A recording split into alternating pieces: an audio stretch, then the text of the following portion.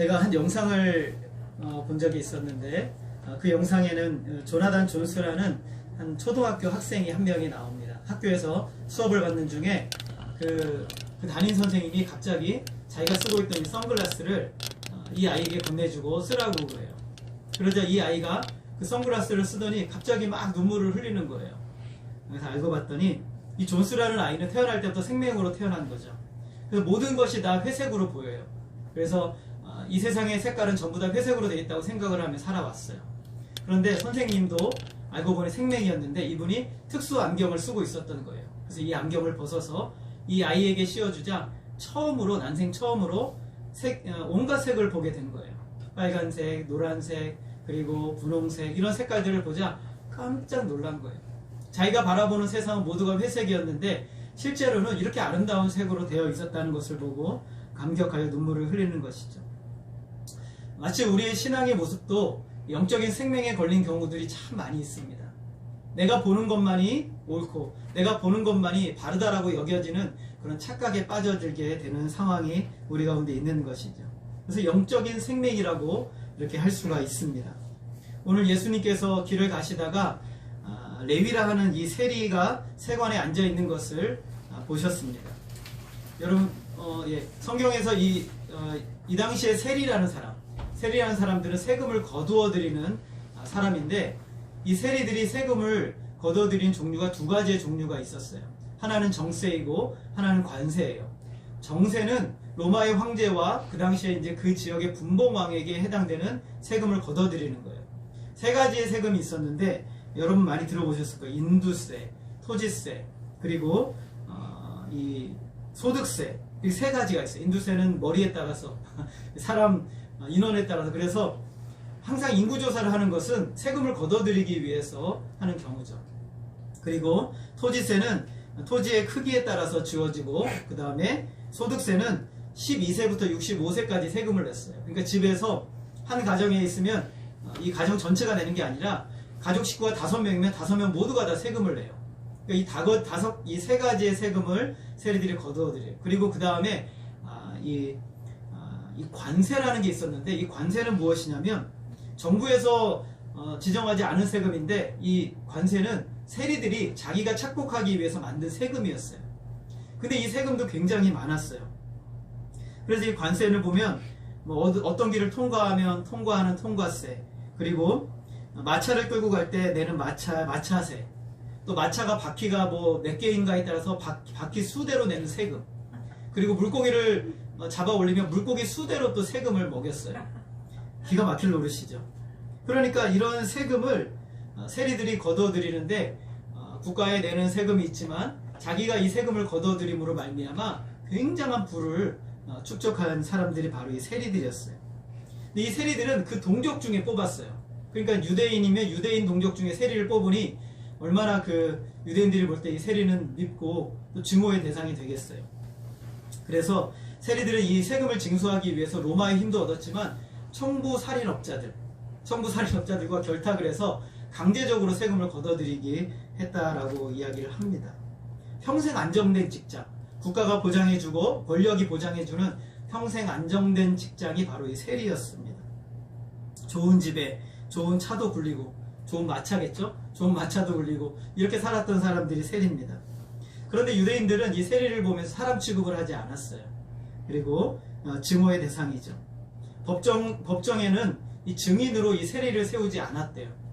워낙 간악하고 교활한 사람들이기 때문에 이 사람들은 외적으로는 성공했는데 내적으로는 참 멸시를 받는 외로운 성공을 거둔 사람들이 세리였어요. 길을 지나가다가도 세관에 세리들이 있으면 사람들이 그 사람을 쳐다보지 않았대요. 혹시 무슨 꼬투리를 잡혀서 세금을 거둘까. 그러니까는 참 불쌍한 인생이죠, 어떻게 보면. 그런데 예수님께서 이 세리를 보셨어요. 보셨다는 것은 흘낏 보셨다는 것이 아니라 주목해서 보셨어요. 관심을 가지고 주의 있게 보셨죠. 그리고 보신 다음에 세리에게 가까이 가서 예수님이 뭐라고 말씀하셨냐면, 나를 따르라 라고 말씀하셨어요. Follow me, 나를 따라라, 이렇게 말씀하셨어요. 예수님이 오셔서 레위의 세계에서 레위의 세계를 찾아가시고, 그리고 레위의 세계에서 예수님의 세계로 레위를 불러내시는 거예요. 그랬더니 놀라운 일이 일어났어요. 우리 28절 말씀 같이 한번 읽어볼까요? 28절입니다. 시작. 그가 모든 것을 버리고 일어나 따르니라. 여기서 모든 것을 버렸다는 것은요, 생업도 버린 것이고 가진 것도 버린 것이고 미련 없이 다 버렸다는 것이에요. 여러분, 사람이 돈을 벌게 되면요, 돈에 대한 욕심이 생겨서 그 돈을 버릴 수가 없어요. 그렇잖아요, 여러분. 돈이 없을 때는 좀 편안한 인생을 사는데 돈이 많아질수록 굉장히 이 셈이 복잡해져요. 그래서 사람들은 이 돈을 버린다는 것은 참 어려운 일이에요. 더군다나 자기의 생업, 평생 안정된 직장이잖아요. 로마가 보장해주는, 누구도 넘볼 수 없는 그런 직장인데 그것을 버렸어요. 마치 준비라도 한 것처럼, 마치 누구라도 버리라 그러면 버릴 준비를 한 것처럼 레위는 그냥 기꺼이 그것을 버려두고 예수님을 따르게 되는 거예요. 이 레위는요, 이 돈을 벌면서도 떳떳하지 못한 돈, 그리고 사람들의 미움과 시기, 질투, 또 증오의 대상이잖아요. 그 자식들이 만약에 있었다면 자식들은 어떠한 삶을 살았을까? 그러니까 이런 여러 가지 복잡한 마음, 돈은 벌어야 되겠고, 그런데 세상에 미움을 받고 동족들이 자기만 보면 수근수근하고 미워하는 그런 상황 가운데 레위는 살아갔다라는 것이죠. 그런데 이 레위의 마음속에 뭐가 있었냐면, 여기서 좀 해방되고 싶다. 여기서 좀 나는 자유롭게 살 수는 없을까? 여러분, 인생을 살다 그런 생각 안 하세요? 저는 자연인이라는 걸 잘 안 보는데 한 번 영상으로 조금 잠깐 본 적이 있었어요. 그 사람들이 몇 분을 봤는데 동일하게 했던 얘기가 있어요. 참 자유롭다. 거리낄 것이 없다. 너무 편하다. 행복하다. 뭐 이런 얘기를 하는 분들을 제가 몇 분 봤어요.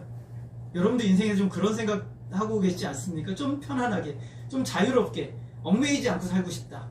그런 마음이 들 때가 있으시잖아요. 근데 레위는 그게 굉장히 강렬했던 사람인 것이죠. 그래서 예수님이 나를 따르라고 하셨을 때 잘 살기 위해 붙들었던 평생 안정이 보장된 삶을 단호하게 버릴 수가 있었던 것이죠. 주님은 예수님께서는요, 세리한테 너 그거 버리라라고 말씀 안 하셨어요. 그런데 이 세리는 그냥 버려버렸어요. 그냥 뒤도 안 돌아보고 버리고 예수님을 쫓아갔어요. 우리가 어떤 걸 선택한다는 것은 한쪽은 버려둔다는 것을 의미하는 거예요. 여러분, 예수님을 따르기로 여러분이 선택하셨다면 세상에서 세리처럼 다 버려야 된다는 의미가 아니에요. 거기에 예수님보다 더 중심을 두어서는 안 된다는 것이죠. 그게 버리는 거예요. 거기에 예수님보다 더 우위에 두지 않는다는 것이 버린다는 의미죠. 세상에서 자기의 안전지대를 포기해야 참 안전이 되시는 하나님 앞으로 갈 수가 있어요. 여러분, 세상의 안전지대를 많이 가지고 있는 사람들은 예수님 앞에 안 나가요. 하나님 앞에 안 나가죠. 돈의 안전지대, 권력의 안전지대, 사람의 안전지대가 있는 사람들은요, 하나님 앞에 기도하지 않아요. 그러나 어떤 안전지대도 없는 사람들은 언제나 하나님 앞에 무릎 꿇게 되는 것이죠. 그럼 마태복음을 보게 되면 이 세리의 이름을 뭐라고 말하냐면 마태라고 기록을 하고 있어요. 마태. 그러니까 이 레위라는 사람이 이름이 두 개예요. 레위는 히브리식 이름이고 마태는 헬라식 이름이에요. 마태라는 이름의 뜻이 참 예뻐요. 뭐냐면 하나님의 선물이에요. 하나님의 선물. 평생 무시당하던 레위가 이 순간부터 하나님의 선물과 같은 인생이 되는 것으로 시작이 됩니다. 하나님의 선물인 이 마태는 이제 예수님을 만나고 복음을 전하다가 시리아에서 순교하게 돼요.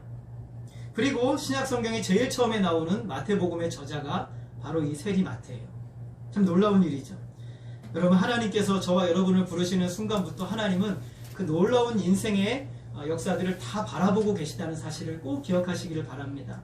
우리가 나이가 많건 적건 간에 하나님은 저와 여러분의 인생을 굉장히 아름답게 보고 계세요. 여러분이 인생을 육신의 삶을 마감할 때까지 무슨 일을 하게 될지 우리는 아무도 몰라요. 그러나 중요한 것은 하나님은 다 보고 계시다는 거예요. 여러분에게 계획이 있으세요. 여러분, 한번 여러분 가슴에 손을 얹고 한번 이렇게 말해보세요. 하나님은 나에게 계획이 있으시다. 여러분, 하나님은 계획이 있으신 줄 믿으시기 바랍니다. 자, 레위는 모든 것을 버리고 따르는 데서 끝나지 않았어요. 29절 말씀 우리 같이 한번 읽어보겠습니다. 시작. 레위가 예수를 위하여 자기 집에서 큰 잔치를 하니 세리와 다른 사람이 많이 함께 앉아 있는지라. 여러분, 원문을 보게 되면 레위가 예수를 위하여 자기 집에서 큰 잔치를 했다라고 되어 있는데 원문을 보면 이렇게 안 돼 있고 레위가 예수를 위하여 그리고 세리와 다른 많은 사람들을 위하여 잔치를 했다라고 되어 있어요. 예수님을 만난 레위가요, 예수님을 위해서 잔치만 벌이는 것이 아니라 그 마음에 참 슬프고 애통하는 사람들을 다 불러 모아다 놓고 그를 위해 잔치를 벌이는데, 여기서 나오는 잔치라는 단어는요, 신약성경에 딱 2번밖에 안 나와요. 어떤 잔치냐면 엄청나게 큰 축제를 벌였다는 거예요. 그러니까 그 집이 얼마나 크겠어요, 그죠? 그 큰 집에서 엄청난 축제를 벌였는데, 그게 무엇을 위했냐면 예수님을 위해서, 그리고 많은 다른 사람들을, 세리와 여기서 쉽게 말하면 죄인들이라고 유대인들은 표현하는데, 그들을 위해서 잔치를 벌여준 거예요. 그래서 잔치를 벌여주는데, 이 여기 모인 사람들은요, 한 번도 이런 잔치를 경험해보지 못한 사람들이 모인 거예요. 유대인들이, 바리새인들이 그 사람들을 보고 죄인이라고 표현했거든요. 이 죄인이라고 유대인들이 표현하는 사람들은 창녀, 그리고 이방인, 그리고 극빈층, 율법을 유대인처럼 지키지 않고 사는 모든 사람들을 유대인들은 죄인이라고 불렀어요. 이 사람들은 삶도 어렵지만 무시당하는 사람들이었죠. 그런데 이 세리가 예수님을 만나고 나서 그 감격과 기쁨이 얼마나 컸는지, 자기의 재산을 다 버릴 뿐만 아니라 있는 재산을 다 해가지고 총동원해서 이 사람들이 한 번도 먹어보지 못한 음식, 한 번도 경험해보지 못한 그 잔치를 이들에게 벌려주는 거예요. 무슨 잔치입니까? 따라하겠습니다. 천국잔치. 천국잔치를 벌인 거예요. 전도잔치를 벌인 거예요. 예수님을 모셔놓고 인생에서 참 비참하고 슬프고 고통받는 영혼들을 모아다 놓고 전도잔치를 벌인 거예요. 여러분, 성경에, 신약성경에 처음 나오는 잔치예요. 오늘 마태가 예수님을 만나고 나서, 레위가 예수님을 만나고 나서 정말 하고 싶었던 것이 바로 이것이었던 것 같아요. 저 슬픈 사람들, 저 고통받는 사람들, 내가 돈은 많지만 저 사람들에게 뭔가를 해주고 싶은데 뭘 할까? 근데 예수님을 만났어요. 그러자 그들을 위해서 큰 잔치를 벌여줘요. 가장 천대받던 사람들이 전능하신 하나님의 아들과 함께 격식 없이 떠들고 대화하는 장면, 여러분, 이 세상 어디서 찾아볼 수 있습니까? 예수님이 이 땅에 오셨어요. 하나님의 아들이잖아요. 그런데 예수님과 함께 큰 잔치를 벌였는데 사람들이 웃고 떠들면서 격식 없이 하나님의 아들이신 예수님과 대화하는 이 장면, 이게 바로 천국이에요. 이게 천국인 것이죠. 이보다도 아름다운 장면이 세상에 있을까? 제가 이 말씀을 깊이 묵상하다가 참 교회는, 우리 신자들은요, 이 천국잔치를 참 늘 자주 벌이는 사람들이 되었으면 좋겠어요. 우리 예수님을 모시고 사람들을 모셔다 놓고, 그리고 한 번도 먹어보지 못한 음식을 함께 먹고 잔치를 벌이는 거죠.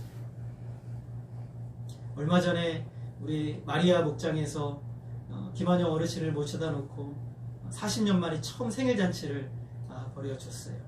저는 그 얘기를 생각할 때마다 가슴이 뭉클뭉클해요. 어떻게 이런 생각을 하셨을까? 혹시 마태와 같은 마음을 가지셨나? 레위와 같은 마음을 가지셨나? 그 마음이겠죠. 그 마음으로 잔치를 벌여서 케이크를 준비하고 음식을 준비해서 그 평생에 잊지 못할 생일잔치를 해주신 거죠. 여러분, 이렇게 아름다운 장면이 있어요. 이런 장면이, 아름다운 일들이 일어나는데, 문제는 이 아름다운 모습을 보고 있으면서도 불편한 사람들이 있어요. 불평과 원망을 가득한 사람이 있어요. 우리 30절 말씀을 같이 읽어보겠습니다. 시작. 바리새인과 그들의 서기관들이 그 제자들을 비방하여 이르되 너희가 어찌하여 세리와 죄인과 함께 먹고 마시느냐. 예수님은 지금 저기 멀리 가 있어서 사람들 사이에 둘러싸여 있어가지고 말은 못하겠고, 제 생각엔 제자들도요, 들어갈까 말까 고민하고 있었던 것 같아요. 제자들이 아직까지 신앙이 좋지 않거든요. 아직까지도, 예수님 돌아가실 때까지도 예수님 십자가 앞에서 다 도망가 버렸어요. 신앙이 아직까지는 좀 그래요. 그러니 예수님이 가니까 따라는 가는데 그냥 이게 참 불편한 거예요. 아마 밖에 아마 대충 문 어딘가에 있었을 거예요. 그랬더니 바리새인과 서기관들이 와가지고 비방하는 거야. 야, 너 네 스승이라고 하는 자는 어떻게 저렇게 죄인들과 식사를 할 수가 있느냐라고 얘기를 하는 거예요. 유대인들은 이런 사람들과 교제하고 식사하면 안 되거든요. 부정하게 되니까 하면 안 돼요. 특히 종교 지도자들은 유대인과 이방인을 나누고 사람들도 계급을 나누었어요. 그래서 자기들은 최상위 계급, 그리고 일반 유대인들, 그리고 이방인들, 죄인들, 이렇게 계급을 나눠서 사람들을 정죄했어요. 근데 예수님께서 귀가 얼마나 밝으셨는지 그 얘기를 다 들으신 거예요. 우리 전능하신 하나님이시니까 그 얘기를 다 들은 거예요. 그래서 예수님께서 말씀하세요. 따라하겠습니다. 건강한 자에게는 의사가 쓸데없고 병든 자에게라야 쓸데있느니라. 예수님께서 뭐라고 말씀하세요? 건강한 자에게는 의사가 쓸데없고 병든 자에게라야 쓸데있다. 그리고 예수님이 하시는 말씀이 내가 의인을 부르러 온 것이 아니요 죄인을 불러 회개시키러 왔노라 라고 말씀을 하세요. 여러분, 여기서 건강한 사람, 영적인 의인, 문제가 없는 사람, 누구를 말해요? 이 사람들 지금 바리새인들, 서기관들을 예수님이 얘기하는 거예요. 그런데 정말 그렇다는 얘기일까요? 정말 그렇다는 얘기가 아니라 비꼬면서 하시는 말씀이에요. 예수님께서는 지금 무슨 말씀을 하냐면 여기서 의원은 예수님이세요. 그런데 이 사람들은 지금 자기는 건강하다고 생각하고 있어요. 자기는 의롭다고 생각하는 사람들인 거예요. 여러분, 이 세상에서 가장 무서운 병이 뭔지 아세요? 내가 아픈 줄 모르는 사람들. 내가 병에 걸렸는데 병에 걸린 줄을 모르는 사람이에요. 근데 그 중에 제일 중증 환자는 정신병이에요. 내가 정신병에 걸렸는데 나는 아무 문제가 없어요. 제일 위험한 사람이죠. 제일 위험한 사람입니다. 온몸이 마비가 되어 내 영혼이, 그의 영혼이 마비가 되어서 아무것도 할 수 없는 상황 가운데 있다는 것을 깨닫지 못하는 이 바리새인들, 서기관들. 그런데 그 사람들은 자기가 의인이라고 생각해요. 우월한 위치에 있다고 생각해요. 그들은 하나님 필요가 없어요. 하나님이 필요가 없는 사람이죠. 그들은 예수님이 필요가 없어요. 그러나 자기가 영적인 병자라는 것을 진짜 아는 사람들, 자기가 아프다는 것을 아는 사람들, 자기가 참 죄인이라는 것을 아는 사람들, 그런 사람들, 그 절망 가운데 있는 영혼들을 위해서 우리 주님이 이 세상에 오셨어요. 요한복음 9장 39절에서 이렇게 예수님 말씀하세요. 우리 같이 한번 읽어보겠습니다. 시작. 예수께서 이르시되 내가 심판하러 이 세상에 왔으니 보지 못하는 자들은 보게 하고 보는 자들은 맹인이 되게 하려 함이라. 이 세상을 심판하러 왔어요. 보지 못하는 자들은 보게 하고 보는 자들은 맹인이 되게 하려고 그랬어요. 보지 못하는 자들, 아픈 자들, 절망 가운데 있는 자들, 이런 사람들이죠. 어떤 사람이 주님이 부르시는 사람들입니까? 하나님의 은혜가 없다면 소망이 없다고 여기는 사람들을 부르시는 거예요. 죄의 노예로 고통받고 마음이 슬픈 영혼들을 불러주시는 거예요. 온몸에 나병이 걸려서 나는 어떻게 살지? 나의 비참한 절망과 고통 가운데, 슬픔 가운데 있었던 사람. 그런데 예수님이 그 동네에 계시다는 사실을 듣고 이 사람은 어떤 상황, 물불을 가리지 않고 예수님을 만나야겠다고 생각한 거예요. 자기의 이 절망적인 상황을 해결해 주실 수 있는 의원이 거기 계시다고 생각한 거예요. 그래서 나병 환자는 어떤 상황을 무릅쓰고 예수님을 찾아와 예수님을 만나게 돼요. 중풍병에 걸려 고통받는 영혼을 바라보는 4명의 친구가 있었어요. 이들은 이렇게 생각했어요. 야, 이 사람의 병은 고칠 수가 없는데 너무너무 슬프다라고 생각한 것이죠. 그런데 예수님이 그 동네에 계시다는 소식을 들었어요. 그래, 내 친구가 예수님을 만난다면 소망이 있지. 내 친구가 예수님을 만난다면 이 병에서 나을 수 있을 거야. 그래서 중풍병 걸린 친구를 메고 4명이서 침상채 메고 예수님께로 나옵니다. 사람들이 너무 많아요. 그래서 어쩔 수 없이 지붕 위로 올라가서 지붕을 뚫고 흙먼지가 막 떨어지는데도 불구하고 그 중풍병자를 예수님 앞에 달아내려요. 예수님 말씀하세요.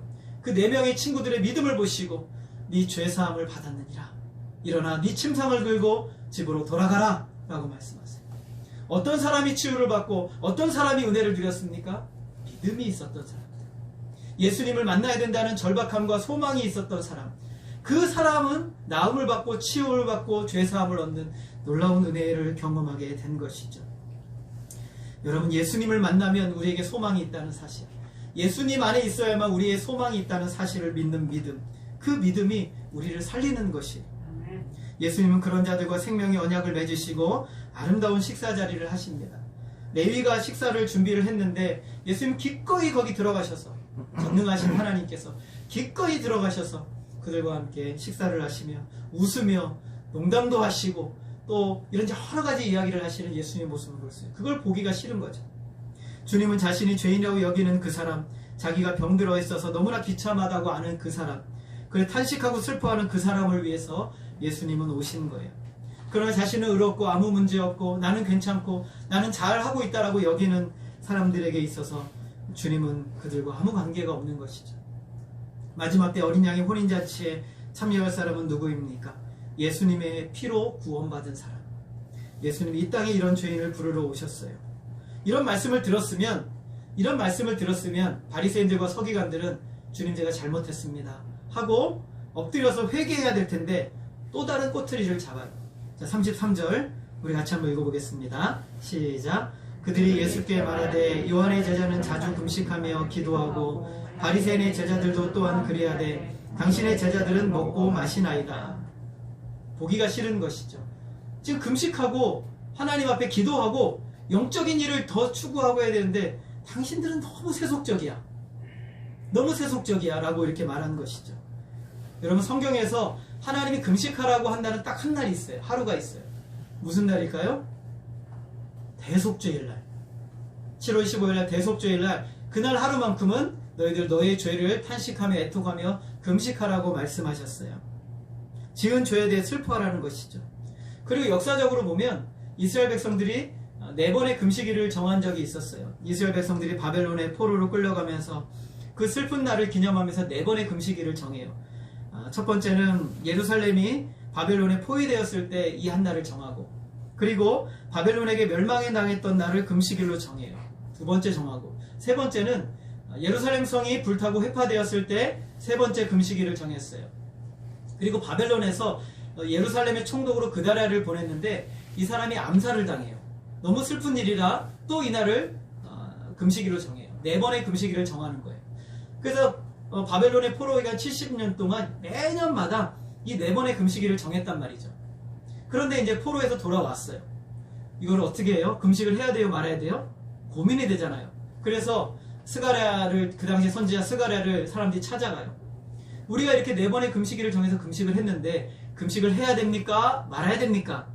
여러분, 금식을 해야 돼요? 말아야 돼요? 예? 해야죠.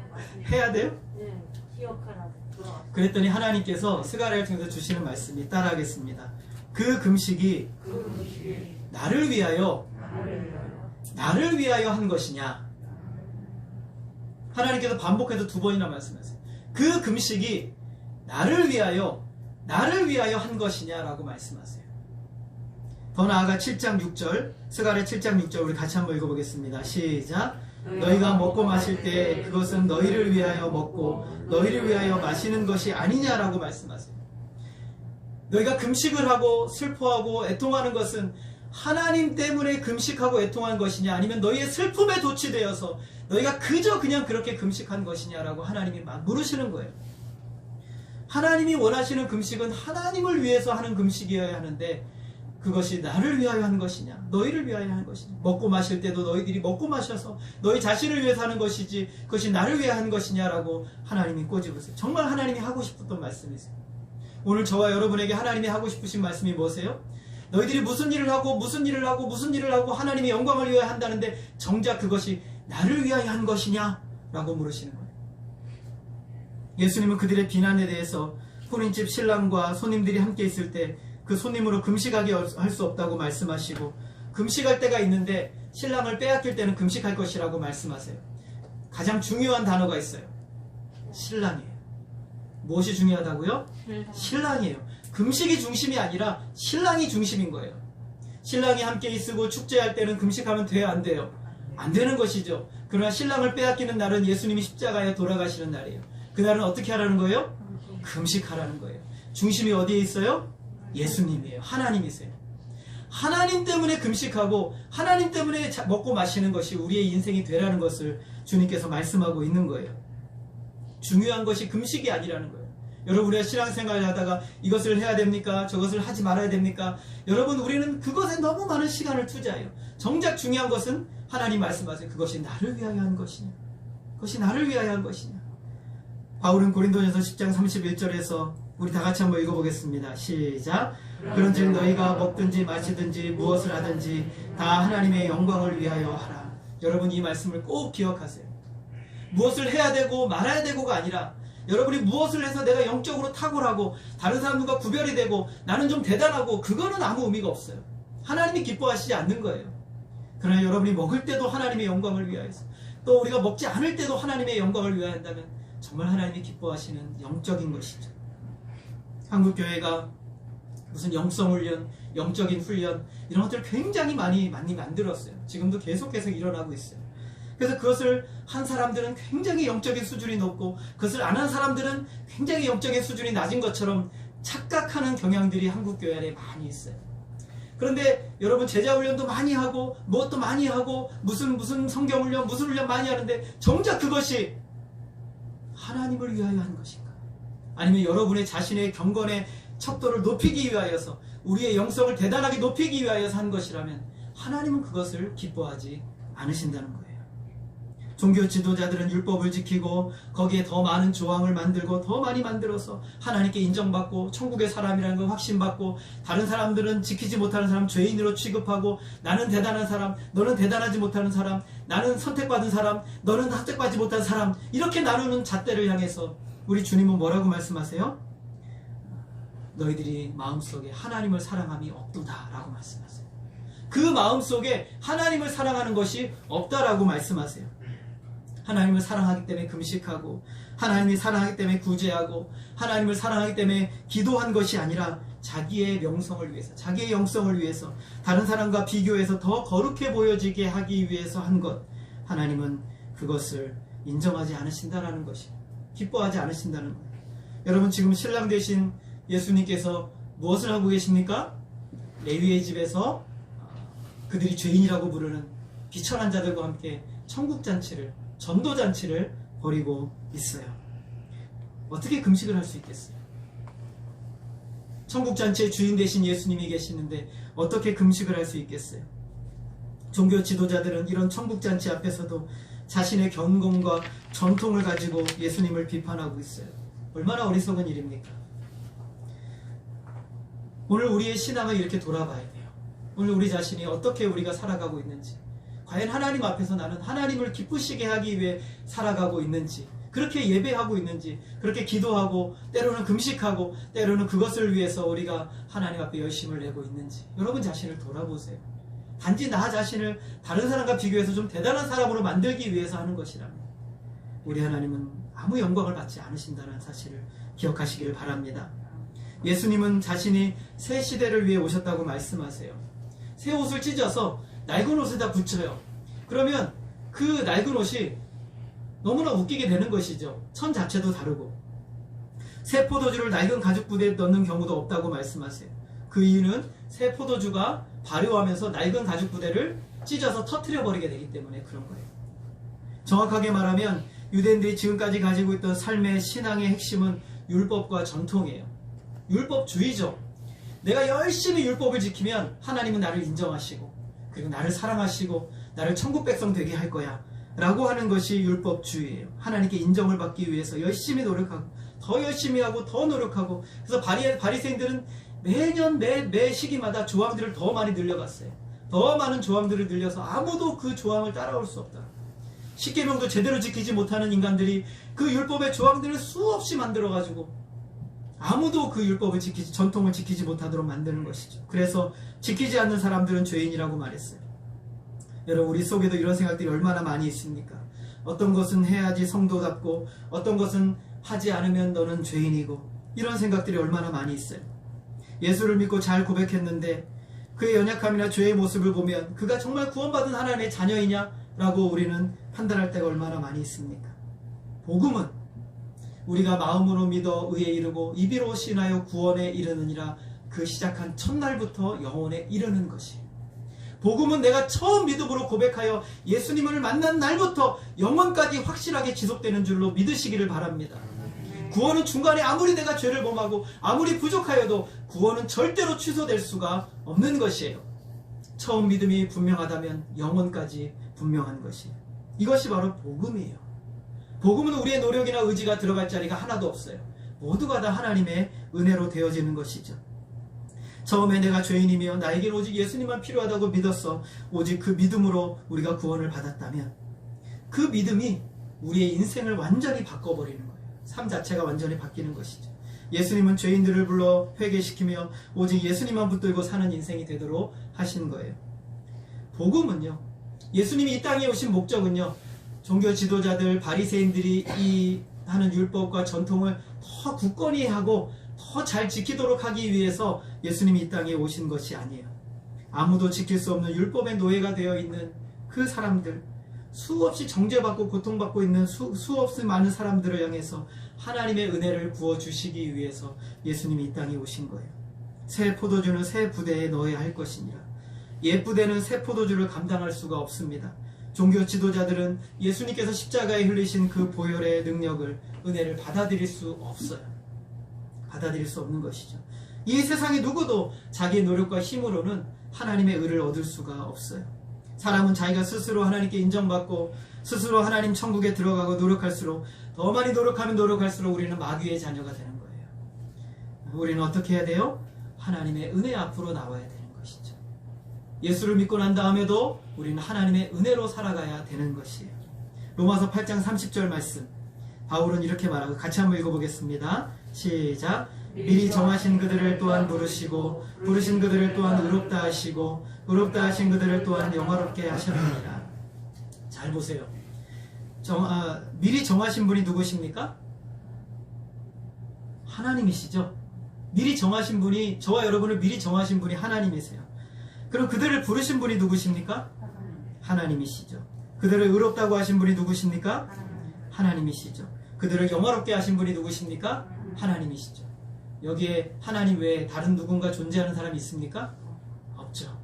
저와 여러분의 구원의 일생의 영원까지는 모든 것이 다 하나님이신 줄 믿으시기를 바랍니다. 우리를 부르시고 우리를 의롭다 하시고 우리를 영화롭게 하시는 분은 오직 하나님이세요. 하나님의 은혜 외에는 우리 신자에게 입에 나올 말이 없는 것이죠. 그 은혜로 오늘을 우리는 거룩한 삶을 살아가는 거예요. 그 은혜가 없이는요, 거룩한 삶을 조금도 우리는 앞지를 수 없어요. 살아갈 수가 없는 존재인 것이죠. 지금 레위와 그의 친구들과 종교 지도자들이 죄인으로 부르는 이들이 지금 누구와 함께 있습니까? 구원자와 함께 계세요. 그러므로 이들을 죄인이라고 부를 수 있습니까? 부를 수가 없는 것이죠. 우리가 주님과 함께 있는 자들을 죄인이라고 부를 수가 없는 것이죠. 하나님이 우리를 의롭다 하셨는데 누가 우리를 죄인이라고 하겠어요? 하나님의 은혜의 자리에서 하나님의 자녀가 되었는데 그것이 저와 여러분의 가장 복된 인생이 되는 것이죠. 예수님께서 십자가에 못 박히심으로 저와 여러분을 구원하시고 우리가 믿음으로 살았는데, 갈라디아 교회 성도들은 얼마나 어리석은지 다시 율법으로 돌아가요. 여러분, 신앙생활 예수 믿고 난 다음에 처음에는 참 은혜롭게 하다가 신앙이 1년, 2년, 3년, 4년 지나면서 뭐가 쌓이는지 아세요? 신앙의 전통이 쌓여요. 신앙의 전통이 쌓여서 이렇게 신앙생활 해야 돼, 이렇게 믿어야 돼, 이렇게 해야지만 우리가 믿음으로 사는 거야 라는 것들이 우리 안에 또 율법주의로 자리 잡기 시작해요. 바울은 갈라디아 교회를 향해 너희가 복음으로 시작했다가 다시 율법으로 돌아가려느냐 라고 사도 바울이 이야기하고 있어요. 우리 안에 끊임없이 타오르는 이런 율법주의의 의도들, 내가 좀 뭔가를 해서 하나님께 인정받고 내가 좀 뭔가를 해서 저 사람보다 좀 우월한 신앙인의 경지에 이루고 싶어하는 그런 잘못된 습성들이 우리로 하여금 하나님의 은혜를 붙들지 못하게 만드는 것이죠. 사람들을 구분하고 자기가 더 좋은 신앙인이며 하나님께 더 가까운 사람이라고 증명하려고 합니다. 이 정도 훈련을 받으면 나는 대단한 사람이야 라고 여기게 만드는 것이죠. 다 낡은 옷이며 다 낡은 부대입니다. 터져버릴 것이, 복음이 담을 수가 없어요. 하나님의 은혜가 담을 수 없는 것이죠. 저와 여러분이 오늘 사모해야 하고 붙들어야 될 자리는 바로 세리 레위가 예수님과 함께 천국잔치를 벌이는 그 자리이기를 주님의 이름으로 소원합니다. 언제나 은혜로 우리는 사는 사람입니다. 은혜로 구원받았으며 또 은혜로 우리는 믿음으로 사는 사람입니다. 아무 격식도 없이 아무 조건도 없이 오직 예수님만이 그 자리에 계시면 그것이 바로 천국이고 바로 은혜인 것이죠. 오늘 예수님께서 이 땅에 오셔서 천국이 너희 가운데 임하였다라고 말씀하셨어요. 천국이 너희 가운데 임하였는데 그 천국이 임한 그 이유가 무엇이에요? 예수님이 거기에 계시기 때문에. 아무리 천국이 아름답고 대단한 곳이어도 예수님이 하나님 나라에 계시지 않으면 그곳은 천국이 아닌 것이죠. 오늘 날마다 우리는 하나님의 은혜가 필요합니다. 여러분의 삶의 현장에서 여러분이 행하는 모든 일 가운데 여러분이 애쓰고 수고하고 노력하는 모든 그런 수고가 참 중요하지만, 그러나 거기에 하나님의 은혜와 하나님의 부어주시는 역사가 없다면 우리는 그 어떤 것도 온전히 이룰 수 없어요. 우리가 왜 기도를 해야 됩니까? 하나님의 은혜 없이는 우리는 이 일을 이룰 수 없다는 것을 잘 알기 때문이죠. 기도 없이 성공하는 것은 반드시 막혀버릴 것이에요. 기도 없이 이루어진 것은 무너질 수밖에 없는 것이에요. 사상누각이라는 걸 아시죠? 여러분, 하나님의 은혜 없이 되어지는 모든 역사들은요, 결국엔 무너질 수밖에 없는 것이에요. 그래서 오늘 주님이 이 땅에 오셔서 우리에게 그것을 보여주시는 거예요. 하나님의 은혜를 받을 수 있는 가장 아름다운 이 부대, 그것은 바로 겸손과 순종인 줄 믿으시기를 바랍니다. 오늘 주님 앞에, 주님이 저와 여러분 앞에 오셨어요. 주님이 오늘 이 자리에 오셔서 우리에게 잔치를 벌이고 싶어 하세요. 우리의 마음은 어때야 될 것인가? 겸손과 순종의 마음으로 그 잔치에 참여하는 거예요. 탕자가 집을 나갔다가 집에 돌아왔어요. 아버지가 아무 말도 하지 마라, 아무 말도 하지 마라 하고 아들을 품에 안고, 그리고 그 아들을 씻기고 좋은 옷을 입히고 가락지를 끼우고 신발을 신기고 좋은 송아지를, 좋은 소를 잡아가지고 잔치를 벌였어요. 그런데 형이 집에 들어오는데 이게 무슨 소리인고, 이게 무슨 소리인고 보니 동생이 돌아와서, 당신의 동생이 돌아와서 아버지가 소를 잡으셨나이다 라고 말하니 아들이 분노하기 시작해요. 아버지를 불러냅니다. 아버지, 나를 위해서는 무엇 하나 해주신 적이 없으시더니 이 허랑방탕에 떠난 이 아들을 위해서는 송아지를 잡으시다니 말이 되십니까? 그때 아버지가 뭐라고 말합니까? 얘야, 나의 모든 것은 다 네 것이 아니냐? 내 아들 돌아왔으니 우리 함께 이 잔치를 즐기자라고 말씀하고 있어요. 오늘 저와 여러분을 향해서 주님이 하시는 말씀은 바로 그거예요. 하나님이 우리에게 주시는 이 영적인 잔치, 하나님 이 은혜의 잔치 안에서 우리가 믿음으로 살아가는 삶을 늘 살아가기를 주님은 우리에게 원하고 계시는 거예요. 새롭게 열어주시는 그 은혜의 새로운 역사를 믿음으로 담아내시기를 부탁드립니다.